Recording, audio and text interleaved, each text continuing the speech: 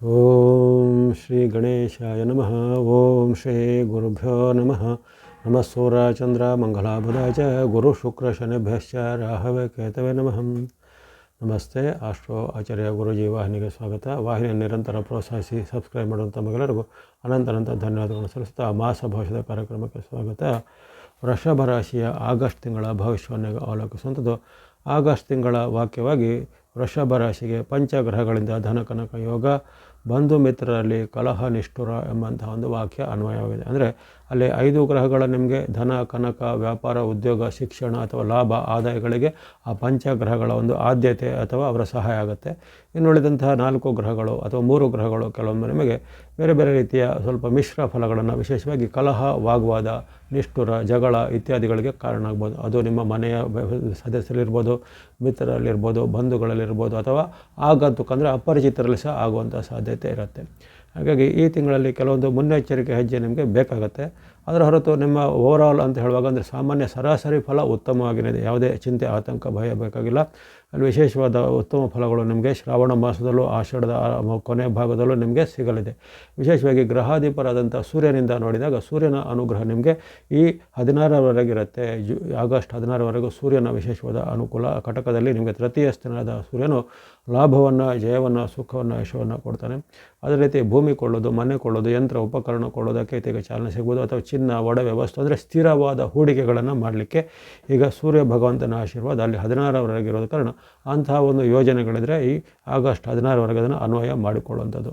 ಅದೇ ರೀತಿ ಉದ್ಯೋಗದಲ್ಲಿ, ವ್ಯಾಪಾರದಲ್ಲಿ ಸಹ ಅಭಿವೃದ್ಧಿ ಇದೆ. ಹೊಸ ಉದ್ಯೋಗ ಹುಡುಕೋರಿಗೆ ಉದ್ಯೋಗ ಸಿಗುವಂಥ ಸಾಧ್ಯತೆ, ಅಥವಾ ಇರುವಂಥ ಉದ್ಯೋಗದಲ್ಲಿ ನೀವು ಕೇಳಿದಂತಹ ಬಡ್ತಿನೋ, ಪ್ರಮೋಷನೋ, ಇನ್ಕ್ರಿಮೆಂಟೋ ಅಥವಾ ಇನ್ನೇನೋ ನಿಮಗೆ ಸೌಲಭ್ಯಗಳು ಈಗ ಸಿಗುವಂಥ ಸಾಧ್ಯತೆ ತಿಂಗಳ 16ರವರೆಗೆ ಇರುತ್ತೆ. ವಿದ್ಯಾರ್ಥಿ ಯುವಕರಿಗೆ, ಸಾಧಕರಿಗೆ ಸಹ ಭಾಳಷ್ಟು ಅನುಕೂಲಕರವಾದ ವಾತಾವರಣ ಸೂರ್ಯ ಭಗವಂತರು ಬಹಳಷ್ಟು ಅನುಕೂಲ ಮಾಡಿಕೊಡ್ತಾರೆ 16ರವರೆಗೆ. 17ರಿಂದ ಸೂರ್ಯನ ವೈರುಧ್ಯ ನಿಮಗೆ ಕಾಡುತ್ತೆ. ಯಾಕಂದರೆ ಅಲ್ಲಿ ಸಿಂಹರಾಶಿಗೆ ಸೂರ್ಯನ ಪ್ರವೇಶವಾಗ ಚತುರ್ಥ ಸ್ಥಾನಕ್ಕೆ ವರ್ಗಾವಣೆ ಆಗುತ್ತೆ. ಆವಾಗ ಸ್ವಲ್ಪ ನೀವು ಎಚ್ಚರಿಕೆ ಹೆಜ್ಜೆ ಬೇಕು. ಅಂದರೆ ತುಂಬ ಕಷ್ಟ ನಷ್ಟ ಅನ್ನೋದೇನಿಲ್ಲ. ಆದರೆ ಮಾತು ನಡವಳಿಕೆಯಲ್ಲಿ, ಬಾಂಧವ್ಯದಲ್ಲಿ, ಜೊತೆಗೆ ಬಂಧುಗಳಲ್ಲಿ, ಮಿತ್ರರಲ್ಲಿ ಸ್ವಲ್ಪ ಕಲಹವಾಗುವುದಾಗುವಂಥದ್ದು, ಇತರರು ನಿಮಗೆ ಅವಮಾನ ಮಾಡುವಂಥ ಘಟನೆ, ಇತರರು ನಿಮ್ಮ ವಿರುದ್ಧ ದೂರನ್ನು ಚಾಡಿಯನ್ನು ಹೇಳುವಂಥದ್ದಾಗಲಿ, ಅಥವಾ ನಿಮಗೆ ಮನಸ್ಸಿಗೆ ಬೇಜಾರಾಗುವಂಥ ಕೆಲವು ಘಟನೆಗಳು ಮನೆಯಲ್ಲಿಯೂ ವೃತ್ತಿ ಜಾಗದಲ್ಲೂ ಜರುಗಬಹುದು. ಹಾಗಾಗಿ ಹಿರಿಯ ಅಧಿಕಾರಿಗಳಲ್ಲಿ, ಬಂಧುಗಳಲ್ಲಿ, ಮಿತ್ರರಲ್ಲಿ ಸ್ವಲ್ಪ ಮಾತಿನ ಬಗ್ಗೆ ನಿಗಾ 17ರಿಂದ ತಿಂಗಳ ಕೊನೆವರೆಗೂ ಅನ್ವಯ ಮಾಡಿಕೊಳ್ಬೇಕು. ಸೂರ್ಯನ ವೈರುಧ್ಯ ನಿಮಗೆ ಕಾಡುತ್ತೆ. ಮಂಗಳನ ವಿಚಾರ ಗಮನಿಸಿದಾಗ ಮಂಗಳನ ವೈರುಧ್ಯ ನಮಗೆ ತಿಂಗಳು ಪೂರ್ತಿ ಇದೆ. ಹಾಗಾಗಿ ಅಲ್ಲಿ ಆಗಲೇ ಹೇಳಿದಂತೆ ಬಂಧು ಮಿತ್ರರಲ್ಲಿ ಕಲಹ ನಿಷ್ಠುರಗಳಿಗೆ ಕಾರಣ ಆಗ್ಬೋದು ಮಂಗಳನಿಂದಾಗಿ. ಆತನು ಧನಕ್ಕೂ ಮತ್ತು ನಿಮ್ಮ ಮಾತಿಗೂ ಸ್ವಲ್ಪ ಅಂದರೆ ಹಣದ ವಿಚಾರವಾಗಿ ಏನೋ ಬಂಧುಗಳಲ್ಲಿ ಮಿತ್ರರ ಜಗಳ, ಅಥವಾ ಸಹೋದರ ಸಹೋದರಿ ಅಥವಾ ದಾಯಾದಿ ವರ್ಗದಲ್ಲಿ ಹಣದ ವಿಚಾರವಾಗಿ, ಅಥವಾ ಯಾವುದು ಗಿಫ್ಟನ್ನು ವಿಚಾರವಾಗಿನೋ, ಅಥವಾ ಯಾವುದೇ ಒಂದು ವಸ್ತುವಿನ ವಿಚಾರವಾಗಿ ಅಲ್ಲಿ ಮಾತು ಜಗಳ ಬರ್ಬೋದು. ಅಥವಾ ಭೂಮಿಯ ವಿಚಾರವಾದ ವಾಗ್ವಾದಗಳು ಸಹೋದರರ ಮಧ್ಯೆ, ದಾಯಾದಿಗಳ ಮಧ್ಯೆ ಈಗ ಸ್ವಲ್ಪ ಉಲ್ಬಣ ಆಗುವಂಥದ್ದು, ಹೊಡೆದಾಟದವರೆಗೆ ಹೋಗುವಂಥ ಸಾಧ್ಯತೆ ಎಲ್ಲ ಇರುತ್ತೆ. ಹಾಗಾಗಿ ಇದರ ಬಗ್ಗೆ ಎಚ್ಚರ. ಜೊತೆಗೆ ಸರ್ಕಾರದ ಯಾವುದೇ ರೀತಿಯ ಅವಕೃಪಕ್ಕೆ ಅಂದರೆ ಟ್ಯಾಕ್ಸ್ ಇಲಾಖೆ, ತೆರಿಗೆ ಇಲಾಖೆ ಅಥವಾ ಇನ್ನಿತರ ಯಾವುದೇ ಇಲಾಖೆಗಳ ಕಾನೂನು ಇಲಾಖೆಗಳಿಂದ ನೀವು ಅದಕ್ಕೆ ಸಿಲುಕದಂತೆ ಸ್ವಲ್ಪ ಮುನ್ನೆಚ್ಚರಿಕೆ ಖಂಡಿತ ಬೇಕಾಗುತ್ತೆ. ಮಂಗಳನ ವೈರುಧ್ಯ ತಿಂಗಳ ಪೂರ್ತಿ ಕಾಡುತ್ತೆ. ಬುಧನ ವೈರುಧ್ಯ ನಮಗೆ ತಿಂಗಳಲ್ಲಿ ಆರಂಭದಲ್ಲಿ ಸ್ವಲ್ಪ ಕೆಲವು ದಿನಗಳಷ್ಟೇ ಬುಧನ ಅನುಗ್ರಹ ಇರುತ್ತೆ. ಕೊನೆಯ ಕೆಲವು ದಿನಗಳಲ್ಲಿ ಆರಂಭದ 4 ದಿನ, ಕೊನೆಯ 1 ವಾರ ನಿಮಗೆ ಸ್ವಲ್ಪ ಬುಧನ ಅನುಗ್ರಹ ಇರುತ್ತೆ. ಮಧ್ಯದ ದಿನಗಳಲ್ಲಿ ಅಂದರೆ ಸುಮಾರು 5ರಿಂದ 22ರವರೆಗೂ ನಿಮಗೆ ಬುಧನ ವೈರುಧ್ಯ ಸಹ ಕಾಡುತ್ತೆ.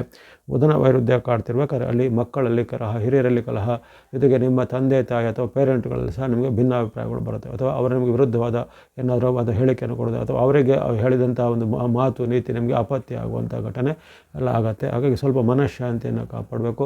ಅನಾವಶ್ಯಕವಾಗಿ ಮಾತಾಗೋದಾಗಲಿ, ಜಗಳವನ್ನು ಮುಂದುವರಿಸಿದಾಗಲೇ ಮಾಡಬೇಡಿ. ಮಾತು ಬಲ್ಲವನಿಗೆ ಜಗಳವಿಲ್ಲ ಅನ್ನೋ ಗಾದೆಯನ್ನು ನೀವು ಈ ತಿಂಗಳು ಪೂರ್ತಿ ನೆನಪಿಟ್ಕೊಳ್ಬೇಕು. ಯಾಕಂದರೆ ಈ ಕೆಲವೊಮ್ಮೆ ನಿಮಗೆ ಕಾಡುವಂಥ ಮಂಗಳನ ವೈರುಧ್ಯ, ಬುಧನ ವೈರುಧ್ಯ, ಜೊತೆಗೆ ಮಧ್ಯಭಾಗದಿಂದ ಕಾಡುವಂಥ ಸೂರ್ಯನ ವೈರುಧ್ಯ ಎಲ್ಲವೂ ಕಲಹಕ್ಕೆ ಮೂಲ ಆಗುವಂಥದ್ದು. ಅದನ್ನು ಸ್ವಲ್ಪ ಜ್ಞಾಪಕ ಇಟ್ಕೋಬೇಕು. ಇನ್ನು ಗುರುಬಲ ನಿಮಗೆ ಆಗಲೇ ಕೊರತೆ ಇದೆ. ಗುರುಬಲ ನಿಮಗೆ ಜೂನ್ ಆರಂಭದಿಂದಲೇ ಗುರುಬಲ ನಿವಾರಣೆ ಆಗಿದೆ. ಗುರುಬಲ ಇರುವುದಿಲ್ಲ. ಹಾಗಾಗಿ ಗುರುವಿನ ವೈರುಧ್ಯ ಸಹ ನಿಮಗೆ ಕೆಲವೊಮ್ಮೆ ಕಾಡ್ಬೋದು. ಆರೋಗ್ಯದ ವಿಚಾರವಾಗಿ ಸ್ವಲ್ಪ ಎಚ್ಚರಿಕೆ ಹೆಜ್ಜೆ ಬೇಕು. ಹಿಂದೆ ಇದ್ದಂಥ ಅನಾರೋಗ್ಯದ ಸಮಸ್ಯೆ ಮತ್ತೆ ಕಾಣಿಸ್ಬೋದು. ಅಥವಾ ಹವಾಮಾನ ವೈಪರೀತ್ಯ, ಶೀತ, ಚಳಿ ಅಥವಾ ಇನ್ನಿತರ ಥಂಡಿಯಂಥ ಬಾಧೆಗಳು ಈ ಮಳೆಯ ಕಾರಣವಾಗಿಯೋ ಅಥವಾ ಇನ್ನಿತರ ಆಹಾರದ ಕಾರಣವಾಗಿಯೋ ಆಗುವಂಥದ್ದು. ಹಾಗಾಗಿ ಅಲ್ಲಿ ನಿಮ್ಮ ಜೀವನ ಶೈಲಿಯನ್ನು ಚೆನ್ನಾಗಿ ಇಟ್ಕೋಬೇಕು.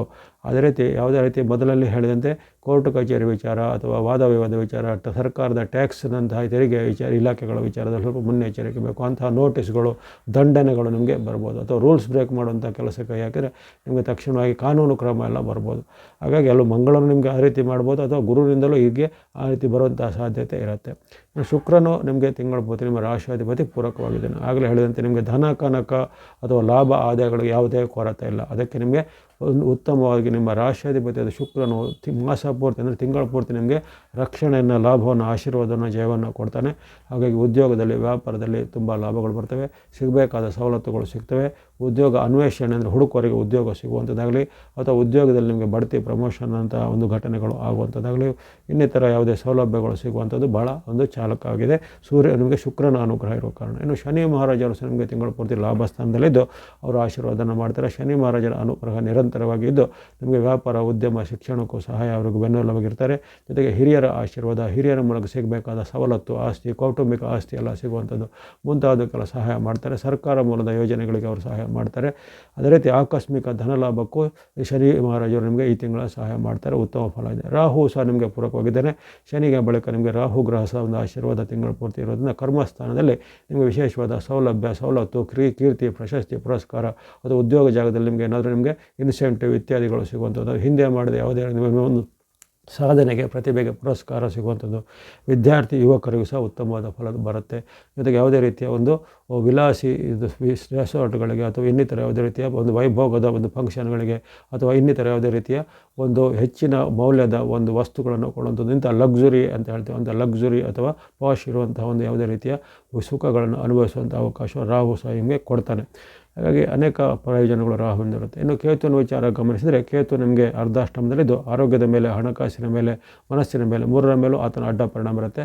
ಹಾಗಾಗಿ ಕೆಲವೊಮ್ಮೆ ನಿಮಗೆ ಏಕಾಂಗಿತನ, ಖಿನ್ನತೆ, ಒಂಟಿತನ ಕಾಡುವಂಥದ್ದು, ಕೆಲವೊಮ್ಮೆ ನಿಮಗೆ ಆರೋಗ್ಯದಲ್ಲಿ ಇದ್ದಕ್ಕಿದ್ದಂತೆ ಶೀತ, ನೆಗಡಿ, ಜ್ವರ ಅಥವಾ ಆಹಾರ ದೋಷದಿಂದ ಹೊಟ್ಟೆ ನೋವು ಇತ್ಯಾದಿ ಎಲ್ಲ ಬರುವಂಥದ್ದು ಇವೆಲ್ಲ ಸಾಧ್ಯತೆ ಇರುತ್ತೆ. ಜೊತೆಗೆ ಕೆಲವೊಮ್ಮೆ ಮಾನಹಾನಿ ಆಗುವಂಥ ಅವಮಾನಕರ ಘಟನೆಗಳು ಸಹ ಆಗ್ಬೋದು. ಹಾಗಾಗಿ ಇಲ್ಲಿ ಕೇತುವಿನ ಸ್ವಲ್ಪ ಮುನ್ನೆಚ್ಚರಿಕೆ ಹೆಜ್ಜೆ ಬೇಕಾಗುತ್ತೆ. ಒಟ್ಟಿನಲ್ಲಿ ಈ ತಿಂಗಳಲ್ಲಿ ನಿಮಗೆ ಅಲ್ಲಿ ವಿಶೇಷವಾಗಿ ಅನುಗ್ರಹ ಮಾಡುವಂಥದ್ದು ಬುಧನ ಅನುಗ್ರಹ ತಾತ್ಕಾಲಿಕವಾಗಿ, ರವಿಯ ಅನುಗ್ರಹ 16ರವರೆಗೆ ಇರುವಂಥದ್ದು, ಶುಕ್ರನು ತಿಂಗಳ ಪೂರ್ತಿ ಇರುವಂಥದ್ದು, ಶನಿ ಮಹಾರಾಜ ತಿಂಗಳ ಪೂರ್ತಿ ಆಶೀರ್ವಾದ, ರಾಹುವಿನ ತಿಂಗಳ ಪೂರ್ತಿ ಆಶೀರ್ವಾದ ಇದೆ.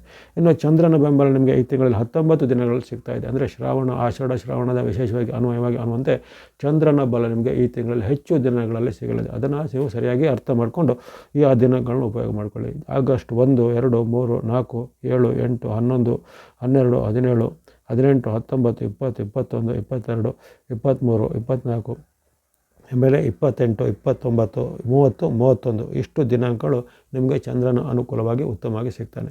ಈ ದಿನಾಂಕಗಳನ್ನು ನೀವು ಚಂದ್ರಾನುಕೂಲದ ವಿಶೇಷವಾಗಿ ಯಾವುದೇ ರೀತಿಯ ಕೊಡುಕೊಳ್ಳುವಿಕೆ, ವ್ಯಾಪಾರ, ಉದ್ಯಮ ಅಥವಾ ಇನ್ನಿತರ ಯಾವುದೇ ಭೇಟಿ ಮಾಡಲಿಕ್ಕೆ, ಒಪ್ಪಂದಗಳಿಗೆ ಉಪಯೋಗ ಮಾಡಿಕೊಳ್ಳುವಂಥದ್ದು. ಹಾಗಾಗಿ ಎಲ್ಲ ಚಂದ್ರಾನುಕೂಲದ ಒಂದು ವಿಶೇಷವಾಗಿ ಗಮನಿಸಿದಾಯಿತು. ಬಳಿಕ ನೀವು ನಿಮ್ಮ ದೋಷಗಳನ್ನು ಕಳ್ಕೊಳ್ಬೇಕು. ಉದಾಹರಣೆಗೆ ಅಲ್ಲಿ ರವಿಯ ಅನಾನುಕೂಲ ನಿಮಗೆ 17ರಿಂದ ಇದೆ, ಮಂಗಳನು ನಿಮಗೆ ವಿರುದ್ಧವಾಗಿದ್ದೇನೆ, ಗುರು ವೈರುಧ್ಯ ಇದೆ, ಕೇತುನ ವೈರುಧ್ಯ ಇದೆ, ಬುಧನ ವೈರುಧ್ಯ ಮಧ್ಯದಲ್ಲಿ ಆರಂಭ ಆಗುತ್ತೆ. ಇವೆಲ್ಲ ಇರುವಾಗ ಆ ದೋಷ ಕಳ್ಕೊಳ್ಳುವಂಥದ್ದು ಸಾಮಾನ್ಯವಾದ ಭಕ್ತಿ ಮಾರ್ಗ ಬಹಳ ಉತ್ತಮ. ಶ್ರೀ ಗಣೇಶನ ಭಕ್ತಿ ಮಾಡಿ, ವಿಷ್ಣು ಅಥವಾ ನಾರಾಯಣನಿಗೆ ಸಂಬಂಧಪಟ್ಟ ಭಕ್ತಿ ಮಾಡೋದು, ಶಿವ ಅಥವಾ ಈಶ್ವರನ ಭಕ್ತಿ, ದೇವಿ ಅಥವಾ ಅಮ್ಮನವರ ಯಾವುದೋ ಭಕ್ತಿಗಳನ್ನು ಮಾಡೋದು, ಸುಬ್ರಹ್ಮಣ್ಯ ಸ್ವಾಮಿ ಅಥವಾ ಸ್ಕಂದ ಭಕ್ತಿ ಮಾಡುತ್ತದೆ. ಅದೇ ರೀತಿ ಇನ್ಯಾವುದೇ ನವಗ್ರಹಗಳ ಸ್ತೋತ್ರ, ನವಗ್ರಹಗಳ ಪೀಡಾಪರ ಸ್ತೋತ್ರ, ಗುರು ಅಥವಾ ಗುರುಗ್ರಹದ ಸ್ತೋತ್ರ, ಅದು ಗುರು ದತ್ತಾತ್ರೇಯ ಅಥವಾ ಯಾವುದೇ ಗುರುವಿಗೆ ಸಂಬಂಧಪಟ್ಟ ಯಾವುದೇ ಶ್ಲೋಕಗಳು, ಅಷ್ಟೋತ್ತರಗಳನ್ನು ಹೇಳ್ಕೊಬೋದು. ಅಂತಹ ದೇವರುಗಳ ಸಂದರ್ಶನ ಮಾಡ್ಬೋದು. ಆಸಕ್ತಿ ಉಳ್ಳವರು ದಾನ ಧರ್ಮಾದಿಗಳನ್ನು ಸಹ ಮಾಡ್ಬೋದು. ಇವೆಲ್ಲ ಮಾರ್ಗಗಳಿಂದ ಈ ಆಗಸ್ಟ್ ತಿಂಗಳಲ್ಲಿ ಎಲ್ಲ ವೃಷಭ ರಾಶಿಯವರಿಗೆ ಆಯುರಾರೋಗ್ಯ ಸಿಕ್ಕಿದೆ, ಜಯಲಾಭ ಸಿದ್ಧಿಯಾಗಲಿ. ವಾಹಿನ ನಿರಂತರ ಪ್ರೋತ್ಸಾಹಕ್ಕೆ ಧನ್ಯವಾದಗಳು. ಮುಂದೆ ನೀವು ಪ್ರೋತ್ಸಾಹ ನಿರಂತರ ಸಿಗ್ತಾರೆ. ಸಬ್ಸ್ಕ್ರೈಬ್ ಮಾಡೋದು ಸಬ್ಸ್ಕ್ರೈಬ್ ಮಾಡಿ ಪ್ರೋತ್ಸಾಹಿಸಿ. ಸರ್ವೇಶಾನಾಂ ಸನ್ಮಂಗಲಾನಿ ಭವಂತು.